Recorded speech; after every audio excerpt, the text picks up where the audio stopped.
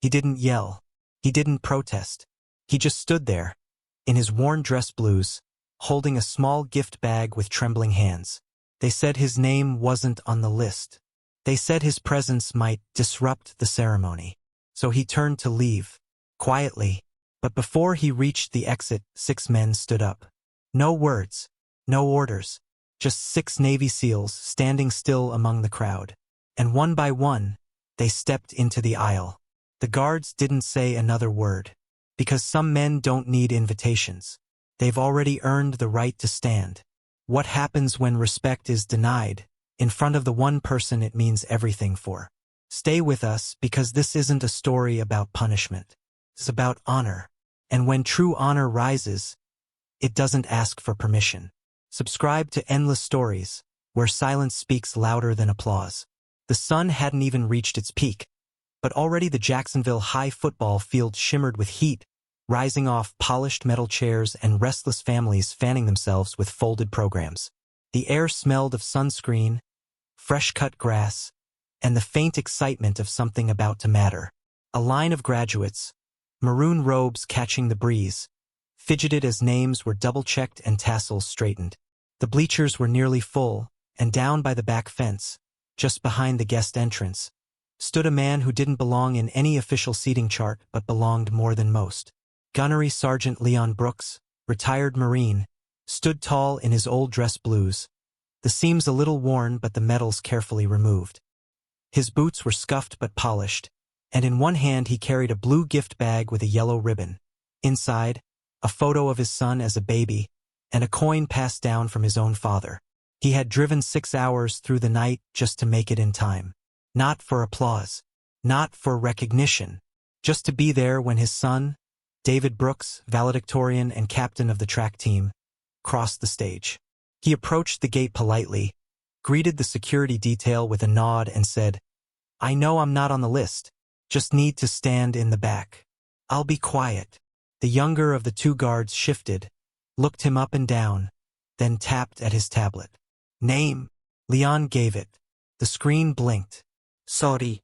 If you're not on the registry, we can't let you in. It's protocol." The second guard, older, with mirrored glasses and a tone that tried too hard to sound official, added, "We've had incidents. We have to follow procedure. You'll have to wait off school property." Leon didn't argue. Marines don't plead. He simply nodded, turned around, and began to walk away, the gravel crunching under his boots, the sun beating down on his back. The bag in his hand swayed slightly, the ribbon fluttering against his leg. What happened next didn't begin with a word. It began with a glance. One man, row 4, aisle seat, noticed. Maybe it was the way Leon carried himself, spine straight despite the rejection, or maybe it was the way he didn't try to explain. He just endured. That man stood up. A second, across the field near the media tent, recognized the walk. The silence. He stood. Then a third. Then a fourth. Until 6 men in dress attire, each with the unmistakable bearing of warriors past, formed a line at the edge of the crowd. They didn't speak. They didn't confer. They simply moved in unison, like they had their whole lives, toward a man being asked to leave his own son's ceremony. Leon turned when he sensed the motion. His eyes, worn but sharp, flicked to the first SEAL who approached. No words, just a nod. And then the SEAL bowed his head, low and slow, like saluting a monument. One by one, the others followed. Not with fanfare, not with noise, just reverence. Around them, the chatter of the crowd faded. Even the breeze seemed to still. The principal on stage paused mid-sentence, confusion rippling across the ceremony. Leon looked from face to face, unsure what was happening, until one of the SEALs finally spoke. Not to the guards, but to him. "You don't need a seat, Gunny," he said. "You've already earned the field." And at that moment, from the stage, David Brooks looked up. He'd been scanning the crowd since the moment he sat down. When he saw the arc of uniforms surrounding the man in blue, his throat caught, but he didn't cry. He stood, stepped away from his row, and walked straight across the stage, diploma forgotten. The crowd rose to its feet not because the principal asked them to, but because something bigger than a program was happening. And when David reached his father, when he wrapped his arms around the man who had taught him what it meant to stand tall in the face of silence, the entire stadium stood too. They didn't clap. Not yet. Not until one of the SEALs turned to the crowd and saluted. Then came the wave. Applause like thunder. Not for a medal. Not for a speech. But for a father who had shown his son what real honor looks like, even when the world forgets your name. The ride home should have been quiet, but Leon couldn't stop replaying the moment in his head. Not the applause. Not the ceremony. But the look in his son's eyes when they met in the middle of the field. It was the same look David had when he was 5 and scraped his knee learning to ride. Or when his mother died and neither of them had the right words to say. Raw, open, grateful. It was a long time since Leon had felt seen like that. For years after retirement, he drifted from job to job. A mechanic, a night security guard. For a while, he cleaned floors at a strip mall outside Tampa, mostly because it kept his hands busy and his mind quieter than the VA waiting rooms ever did. He never wore his medals, never brought up the missions. If someone asked, he'd say he used to serve, and then change the subject. He didn't need praise. He just needed peace. David sat beside him now in the passenger seat, robe folded neatly in his lap, graduation cap resting on the dashboard. The silence between them wasn't heavy. It was careful, like both were afraid to break whatever it was that had formed back there on the field. You didn't have to come, David finally said, voice low. Leon kept his eyes on the road. I know, he said, but I did. David nodded, swallowing hard. They weren't gonna let you in. Leon smiled without humor. It's all right. I've been kept out of better places. Then, softer, he added, didn't expect a rescue party, though. David turned to look at him.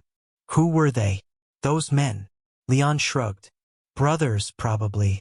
Not by blood, but by something deeper. You don't always know their names, but you know the walk, the eyes, the silence.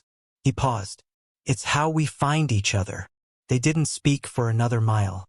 Then David reached into his gown pocket and pulled out a folded note. This was taped to my chair, he said. Leon took it, unfolded it slowly.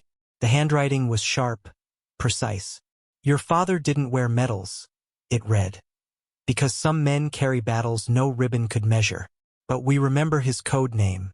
And we remember what he did. At the bottom was a number. No name. Just a call sign. Phoenix. Leon stared at the paper, every part of his body suddenly still. That name, Phoenix, wasn't public. It wasn't in any paperwork David would have seen. It was from a mission that never made headlines, buried so deep it barely existed outside of whispered corridors and faded scars. Where did you get this? He asked. David shook his head. Just found it. But I think they were there. Leon nodded slowly. I think you're right.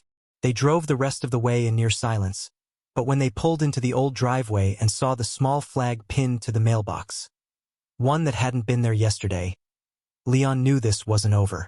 Someone had lit a fire, not of revenge, but of remembrance. And remembrance, when it spreads, can't be stopped. That night, as David fell asleep on the couch, Leon stepped outside, the Florida air warm against his skin. He looked up at the stars and whispered, Phoenix still flies. But across town, in a darkened room of a Marine Corps archive building, a man sat at a desk lit only by a single lamp. He dialed the number written on the card David had given Leon. It rang once, then twice. A gravelly voice answered, Go. The man said 3 words. He's awake again. Then silence. Because sometimes, a name isn't just a name. It's a warning. The SUV pulled away quietly, as if trying not to disturb whatever ghosts had been stirred in that parking lot, and Charlie stood there long after the taillights faded into the morning fog, still holding the patch in his calloused hands like it could vanish if he let go too soon. The wind tugged gently at the edges of his jacket, but he didn't move, didn't blink.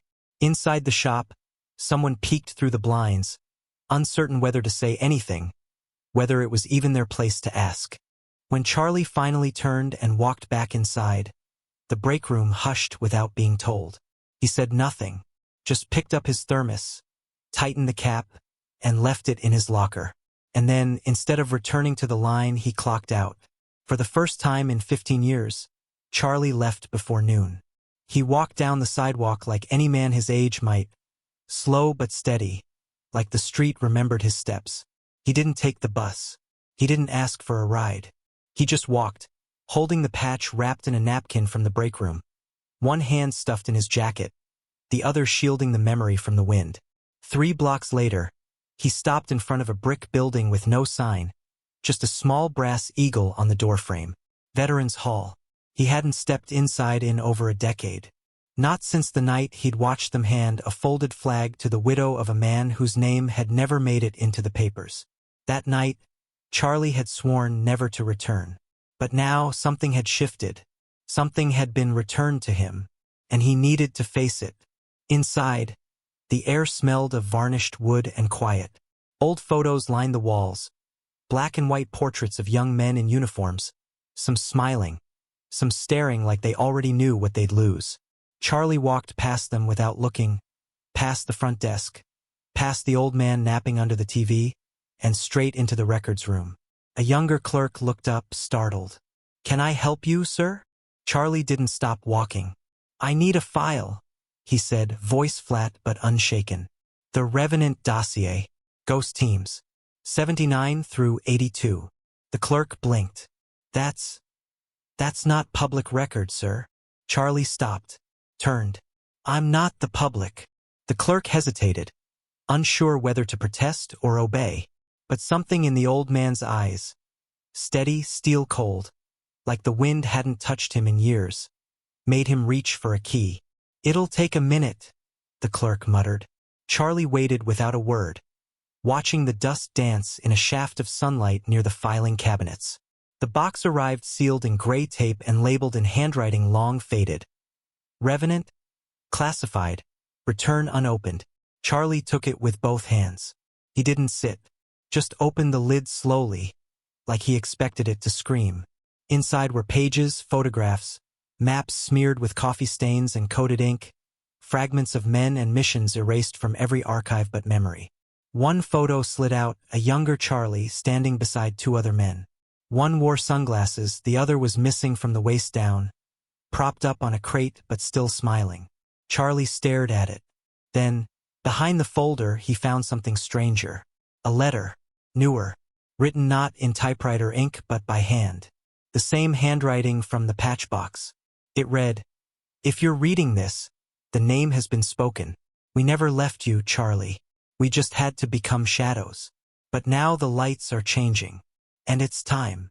There was no signature, no sender, just the same old mark, the raven and the broken clock. Charlie folded the letter with both hands. He didn't cry, didn't speak, but inside, something long buried began to rise. Not grief, not regret, but purpose. The kind that doesn't knock. It returns like thunder. Leon didn't sleep that night. The house was quiet, too quiet for a man who had spent years listening for distant footsteps, for the subtle change in wind that whispered danger. He sat at the kitchen table long after David had gone to bed. The photo of his old team splayed in front of him, the word resurface echoing in his mind. His fingers traced each face, every scar etched not just on their bodies but in memory. There were 6 others, each presumed dead, vanished, or retired into the nothingness veterans often fall into when wars are done but the battles aren't. The next morning, Leon shaved. Not because he had to, but because some habits you don't let go of. He pressed his old badge against the mirror, just long enough to see his reflection through the scratched surface. He wasn't the man in the photo anymore. But maybe that was the point. Meanwhile, word continued to travel. The video had reached corners of the internet reserved for those who didn't leave comments, who only watched and remembered. In a military base in Virginia, a training instructor paused a class and showed the clip. "This," he said quietly, "is what respect looks like in silence." In a Pentagon hallway, a young lieutenant passed a 4-star general who stopped, turned and said, "Was that Phoenix?" The lieutenant froze.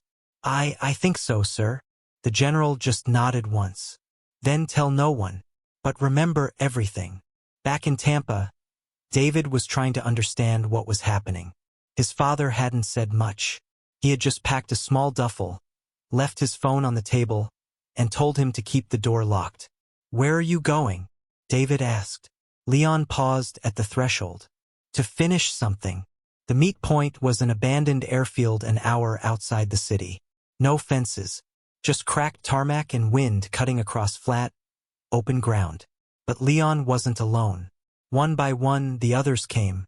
Quiet figures emerging from pickup trucks, motorcycles, unmarked SUVs. No one saluted. No one smiled.